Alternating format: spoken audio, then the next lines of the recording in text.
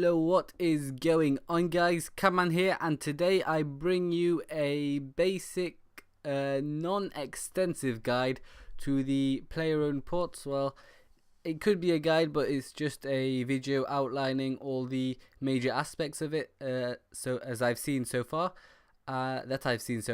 and yeah, it just basically tells you guys the basics of what to do. So I guess it could be a guide.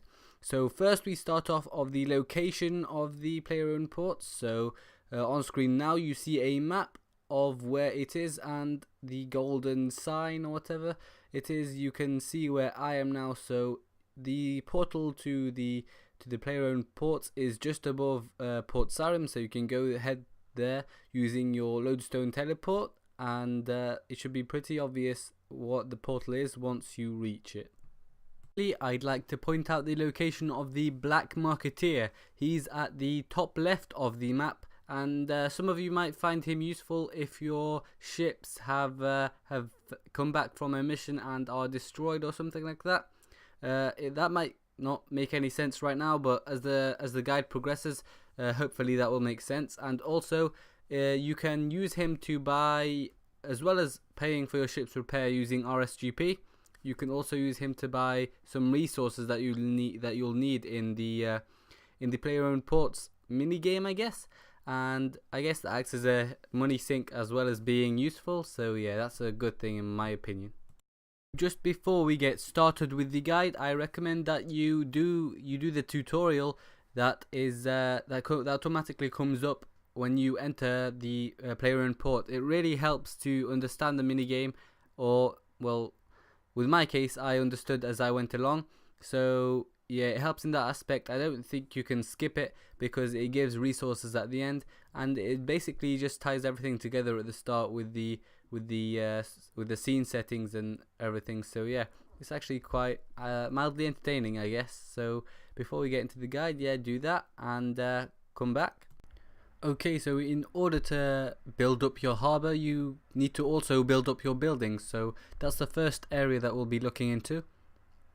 In every building has its own requirements and costs to build up. So here you can see that the bar, which allows for different types of crew members, it has here 1000. I'm not sure what that is, but 600 bamboo, and the office allows you to send out more ships to voyages as you go on. So here you can see that I've got 2 ships out at the moment because I have a level 2 office, which all of you guys should have after doing the first kind of tutorial. And the workshop, I'm not currently sure, and there's a load of other things that you can upgrade, and here it tells you what upgrading does. So that brings us on to the second area, which is crew members. These crew members are essential in the voyages that you do, because each voyage, as you can see here, has specific requirements, and each crew member has stats. So here are my crew members, and I chose them from here. So you can see that I have new crew in 5 hours. This is because I used up my amount of, well, you could call it turns. And here you see a load of crew members with different costs. So at the start you could hire them without any cost, and then these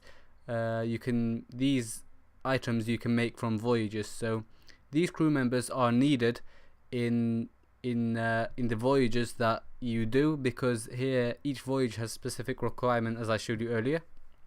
And here you can see that this crew member gives me 150 combat, where, let's see, a voyage, for example, this one needs 800. So you need to balance out your crew members and bring them all up. So another aspect of crew members is, after going on a voyage, they all level up and their stats increase by a certain amount. So buying new crew members isn't necessarily always the best thing.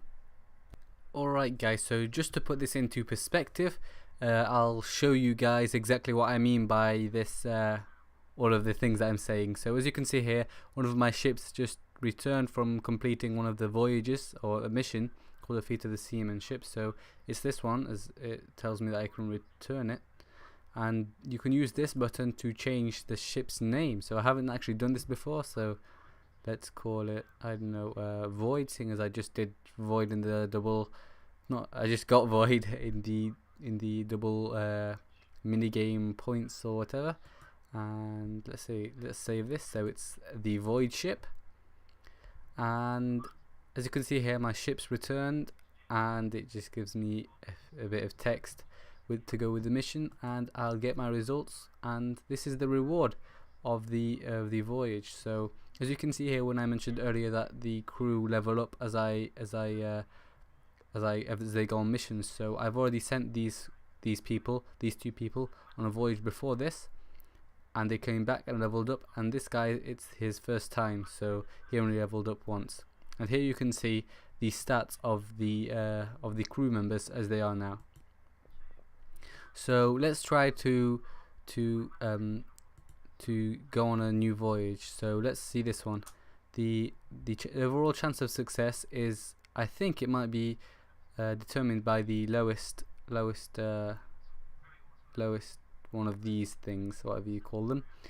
And here you can see that I need about 100 and maths here failing me, 143 or so points, more combat points, to get to the required 500. So here you can see that I've got 71% as it is, but I want to get higher. So let's go to edit ship and then crew, and see one of these. We can add either of these, so we can take these up and increase the overall combat, and that should take it up to 100 because we met the requirements. And if you hover over them, you can see the requirements. So if you want to remove some crew members and add others, you can do that.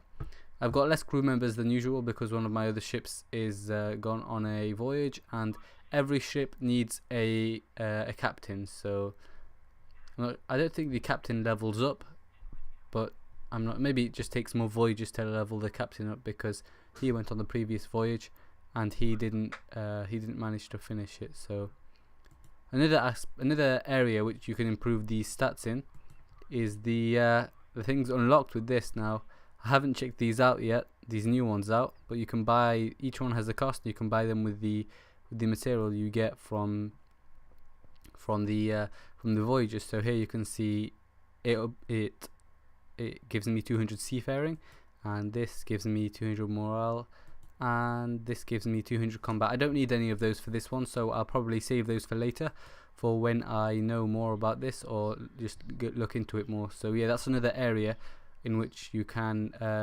improve this. So let's start the voyage, and the duration is 29 minutes. So this is, each voyage has a different duration normally, and here this one takes 29 minutes. So let's confirm.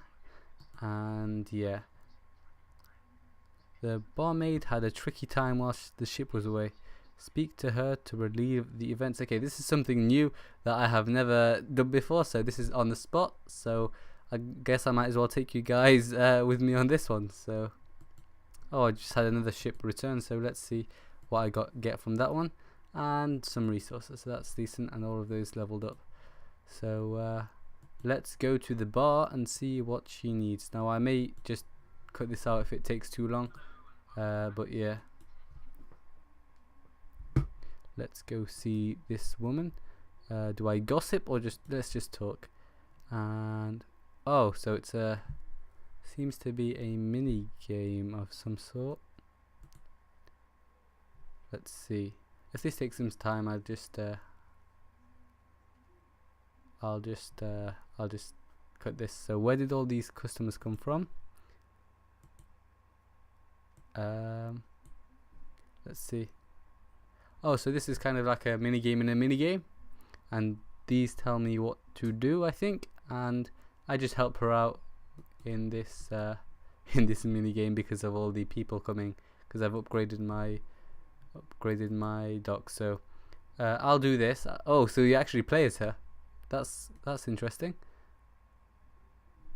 So let's see how you do not have any. Anyway, I'll work on this, guys, and if you guys have any questions, just post them in the comment section below, and I'll try to work on them. And yeah, if you enjoyed this video, don't forget to rate it, and maybe even subscribe if it's your first time coming across my channel, if you really enjoyed it. And oh, we actually have a time limit. Oh, anyway, yeah, thanks for watching, guys, and I'll see you guys later. Bye. I'm back, guys, just for something really quick. And after you complete the event, which I just showed you in the last clip, you get some rewards. So a bag of wind, a powder keg, and a crew reroll. I think that might be used to switch crew around in ships, as I'm not sure if you can already do that.